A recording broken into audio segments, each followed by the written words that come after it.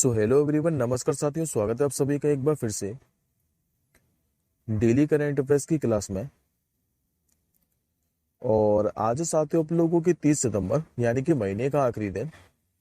लेकिन साथियों आज की क्लास के अंदर भी क्या है कि हम लोग 2 दिन के करंट अफेयर्स के क्वेश्चनों को देखेंगे 29 और 30 सितंबर के। क्योंकि साथियों संडे को क्या है कि आप लोगों की करंट अफेयर्स की क्लास नहीं आई थी, तो आज की क्लास के अंदर भी हम लोग 2 दिन के करंट अफेयर्स के प्रश्नों को देखने वाले हैं। तो आप सभी साथी पूरी क्लास में आखिर तक जरूर बने रहिएगा। लेकिन साथियों उससे पहले एक बार मैं आपको पहले 28 सितंबर के करंट अफेयर्स के प्रश्नों को क्विकली रिवाइज करा देता हूँ। उसके बाद हम लोग आज के क्वेश्चनों की ओर बढ़ेंगे। तो जैसा कि साथियों लास्ट क्लास के अंदर मैंने आप लोगों को पढ़ाया था कि अभी ग्लोबल इनोवेशन इंडेक्स जारी की गई थी 2024 वाली, और इसमें भारत की जो रैंक है ये क्या रही थी। तो इस बार साथियों अपना प्यारा जो भारत है ये 39वें स्थान पर रहा था, जबकि पिछली बार जो भारत की रैंक है इसमें 40 रही थी। और ये और पूछता है साथियों कि जो ग्लोबल इनोवेशन इंडेक्स है ये जारी किसके द्वारा की जाती है। तो वर्ल्ड इंटेलेक्चुअल प्रॉपर्टी इंडेक्स के द्वारा यानी कि वीपो के द्वारा। दूसरा क्वेश्चन मैंने आप लोगों को पढ़ाया था कि जो जापान देश है यहाँ के भी नए प्रधानमंत्री बन गए और इनका क्या नाम था। तो शिगेरू इशिबा। तीसरा क्वेश्चन मैंने आप लोगों को पढ़ाया था कि वो जो डैन ब्रावो है इन्होंने भी क्रिकेट के सभी फॉर्मेट से संन्यास की घोषणा कर दी है। ये किस देश के थे? तो वेस्ट इंडीज के। जो कोलकाता नाइट राइडर है इसका भी जो नया मेंटर है ये ड्वेन ब्रावो को ही बनाया गया था। पांचवा क्वेश्चन मैंने आपको पढ़ाया था कि जो KKN दारूवाला है जो कि काफी ज्यादा फेमस नाम है, इनका भी 87 वर्ष की आयु में जो है ये निधन हो गया है। ये अंग्रेजी के मशहूर कवि थे। और छठवां क्वेश्चन साथियों मैंने आपको बोला भी था कि छठवें क्वेश्चन पे डबल स्टार मार्क करके रखिएगा, क्योंकि ये काफी ज्यादा महत्वपूर्ण क्वेश्चन है। ये आपको डेफिनेटली एग्जाम में देखने को मिलेगा।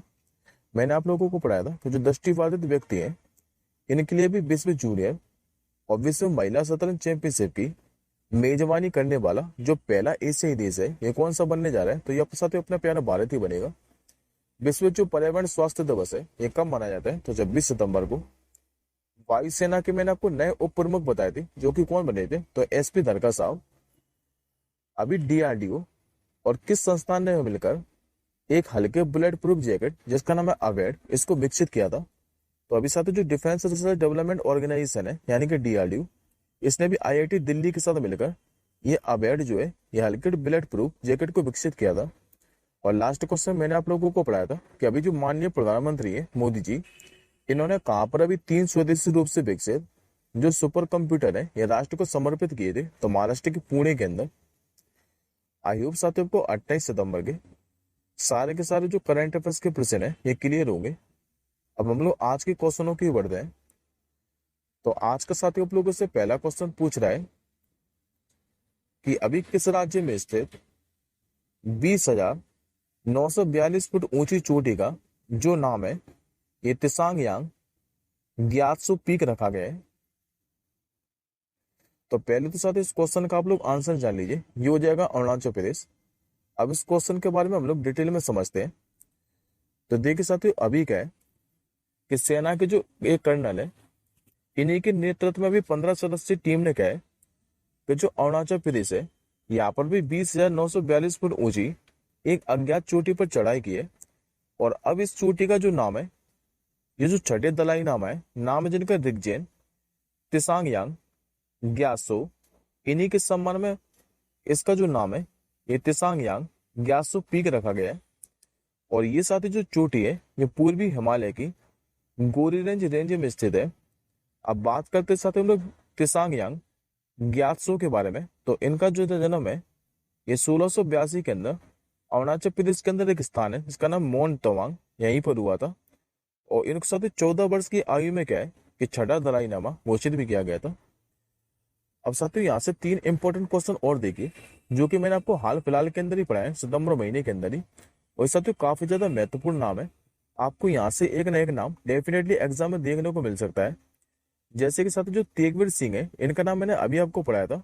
ये भी माउंट किलिमंजारो पर चढ़ने वाले एशिया के जो है ये सबसे कम उम्र के बच्चे बने थे।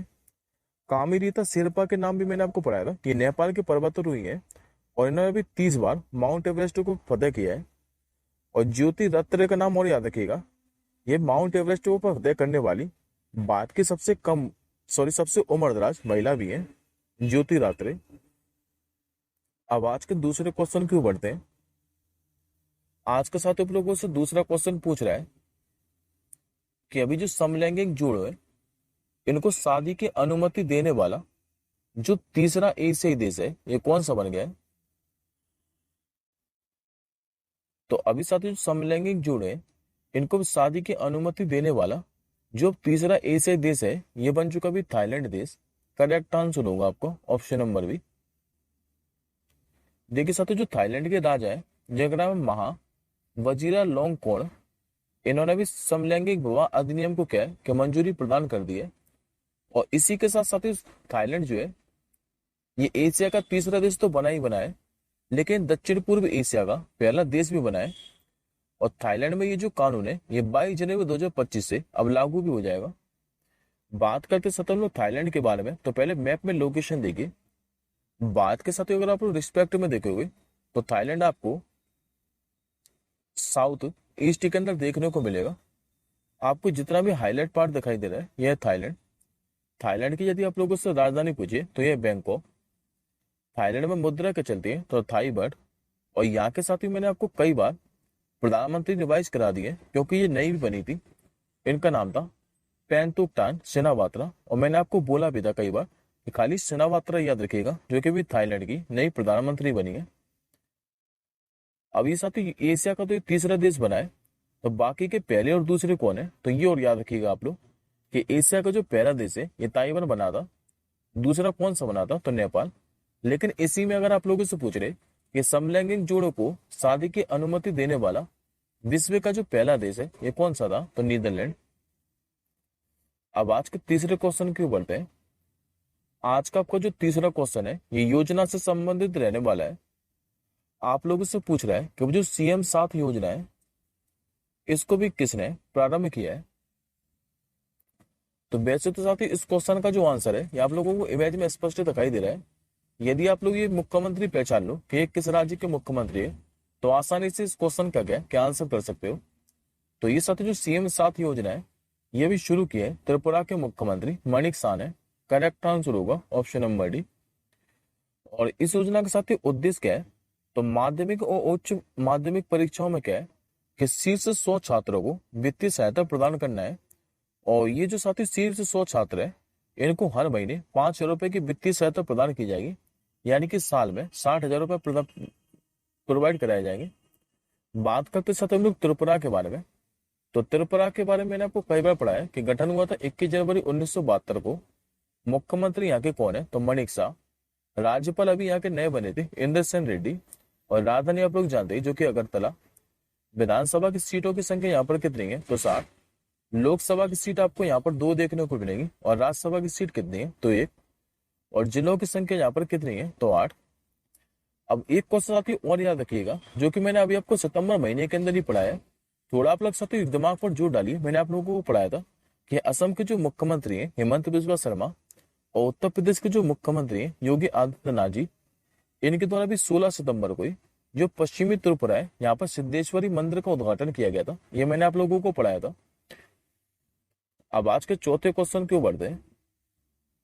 आज का आप लोगों से चौथा क्वेश्चन पूछ रहा है कि हाल ही में वर्ष 2025 से जो समुद्री पहल है इसका नाम है मैत्री ये जो प्रारंभ है ये करने की घोषणा किसने की है।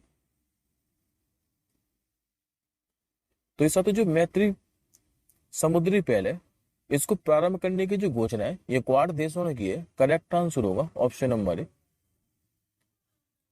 देखिए साथियों भारत इंडो पैसिफिक में क्या है प्रशिक्षण की एक नई क्षेत्रीय समुद्री पहल जिसका नाम मैत्री इसके उद्घाटन संगोष्ठी की मेजबानी करेगा ताकि साथ ही जो क्वाड भागीदार है इनको अपने जल की निगरानी और सुरक्षा करने अपने कानूनों को लागू करने और गैर कानूनी व्यवहार को रोकने के लिए प्रशिक्षण किया जा सके।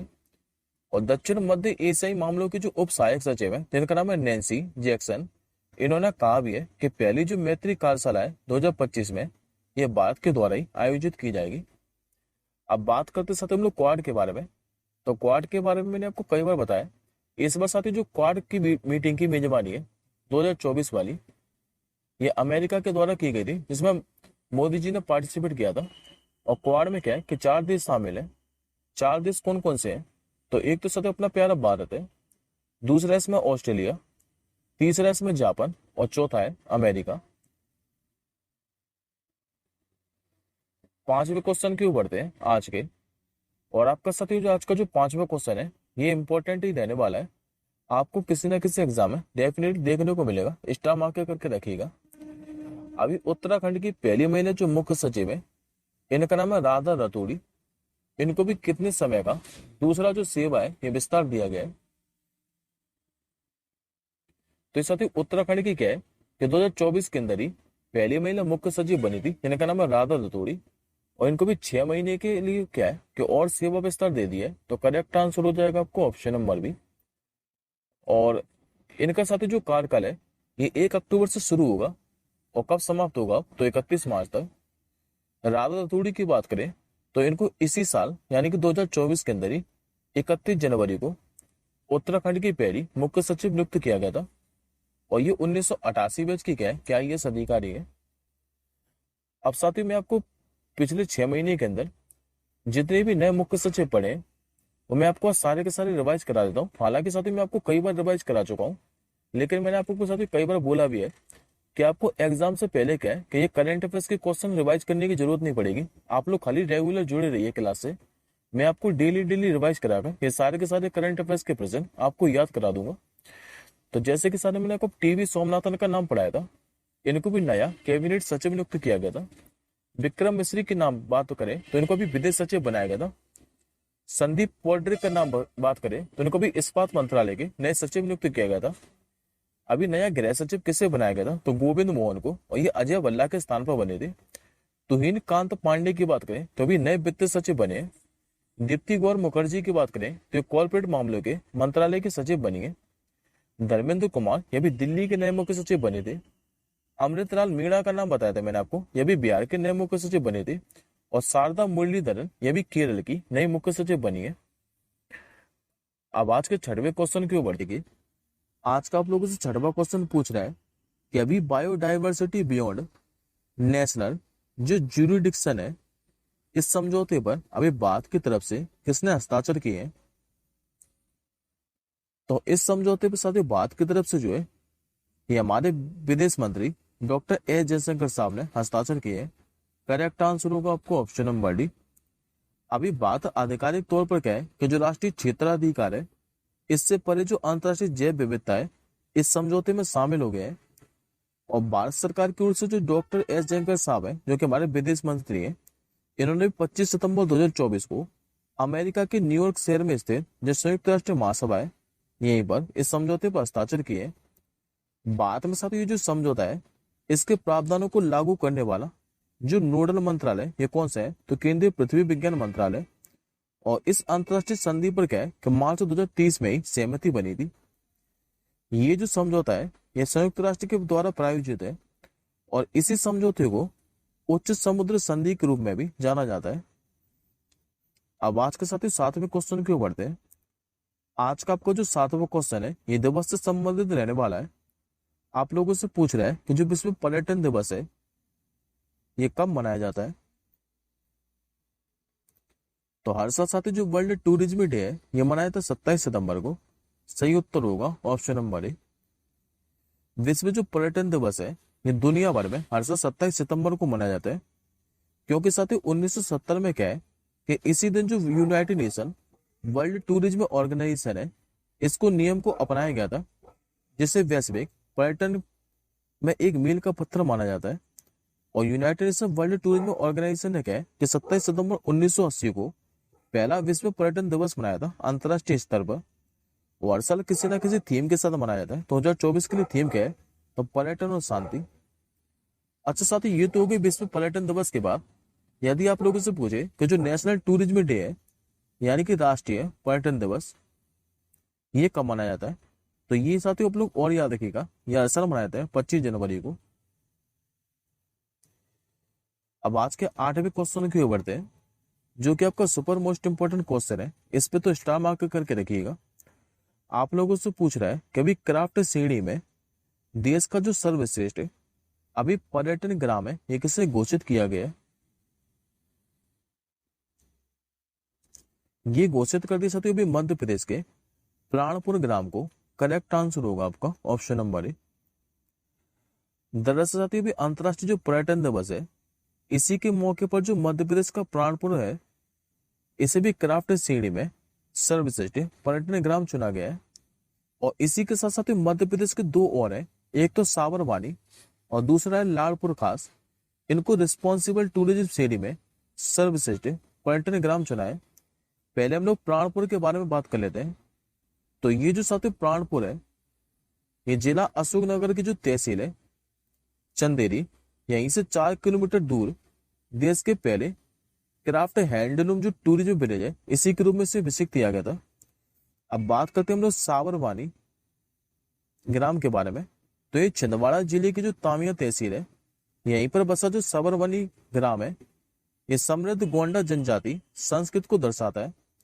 अब तीसरा जो लालपुर खास है, ये निवाड़ी जिले में जो ओरछा है, यहाँ से 8 किलोमीटर दूर स्थित ये जो लालपुर खास है, इसको भी मध्य प्रदेश जो टूरिज्म बोर्ड है, इसके रिस्पॉन्सिबल टूरिज्म मिशन के तहत इसको पहले ग्रामीण पर्यटन गांव के रूप में भी घोषित किया गया था। अब आज के 9वें क्वेश्चन की ओर बढ़ते हैं। अब आज के साथ ही 9वां क्वेश्चन देखिए। आज का 9वां क्वेश्चन आप लोगों से पूछ रहा है कि अभी भारत तो कौन सा देश राष्ट्रीय सुरक्षा के लिए संयुक्त रूप से जो मल्टी चिप फैब यूनिट है, ये स्थापित करेगा। तो ये जो साथी देश है जो कि भारत के साथ मिलकर देश की राष्ट्रीय सुरक्षा के लिए जो मल्टी चिप फैब यूनिट है, यह अमेरिका स्थापित करने वाला है। सही उत्तर होगा ऑप्शन नंबर ए। और इसे नई चिप निर्माण इकाई को क्या है कि शक्ति कहा जाएगा। और ये जो साथी निर्माण इकाई है, ये स्थापित कहां पर की जाएगी, तो उत्तर प्रदेश के जेवर के अंदर। और इसका साथी जो उपयोग है, ये जैसे कि अंतरिक्ष सेंसर, ड्रोन, मिसाइल साधन, लड़ाकू जेट, इलेक्ट्रिक वाहन, सैन्य संचार, रडार और जैमर में किया जाएगा। अब एडिशनल इंफॉर्मेशन में देखिए, ये 2 महत्वपूर्ण करंट अफेयर के क्वेश्चन और याद रखिएगा।